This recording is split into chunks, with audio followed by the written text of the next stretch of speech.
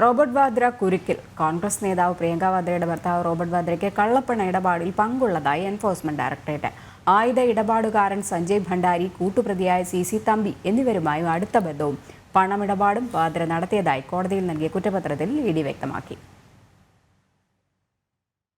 കോൺഗ്രസ് നേതാവ് പ്രിയങ്ക വാദ്രയുടെ ഭർത്താവ് റോബർട്ട് വാദ്രയുടെ ആയുധ ഇടപാടുകാരുമായുള്ള ബന്ധം സംബന്ധിച്ച് നിരവധി ആരോപണങ്ങൾ ഉയർന്നിരുന്നുവെങ്കിലും ആദ്യമായാണ് കേസിൽ അന്വേഷണ ഏജൻസി റോബർട്ട് വാദ്രയുടെ പേര് ചേർക്കുന്നത്. ആയുധ ഇടപാടുകാരൻ സഞ്ജയ് ഭണ്ഡാരിക്കെതിരായുള്ള കള്ളപ്പണ കേസിൽ ED കോടതിയിൽ സമർപ്പിച്ച അനുബന്ധ കുറ്റപത്രത്തിലാണ് കള്ളപ്പണ ഇടപാടിൽ റോബർട്ടിനും പങ്കുണ്ടെന്ന് വ്യക്തമാക്കിയത്. സഞ്ജയ് കുറ്റകൃത്യത്തിലൂടെ നേടിയ വരുമാനത്തിൽ നിന്ന് ലണ്ടനിൽ ഒരു പ്രോപ്പർട്ടി വാങ്ങിയെന്നും റോബർട്ട് വാദ്ര അത് നവീകരിക്കുകയും അവിടെ താമസിക്കുകയും ചെയ്തുവെന്ന് ED വ്യക്തമാക്കുന്നു. കേസിൽ UAE ആസ്ഥാനമായുള്ള NRI വ്യവസായിയും UK പൗരനുമായ സുമിത് ഛദ്ദയ്ക്കെതിരെയും പുതിയ കുറ്റപത്രം സമർപ്പിച്ചു. കൂട്ടുപ്രതിയായ CC തമ്പിയുമായി വാദ്രയ്ക്ക് അടുത്ത ബന്ധമുണ്ടെന്നും അനധികൃത പണമിടപാട് നടന്നിട്ടുണ്ടെന്നും ED വ്യക്തമാക്കി. 2015 പരാതിയിൽ EDയും CBIയും അന്വേഷണം നടത്തുന്നുണ്ട്.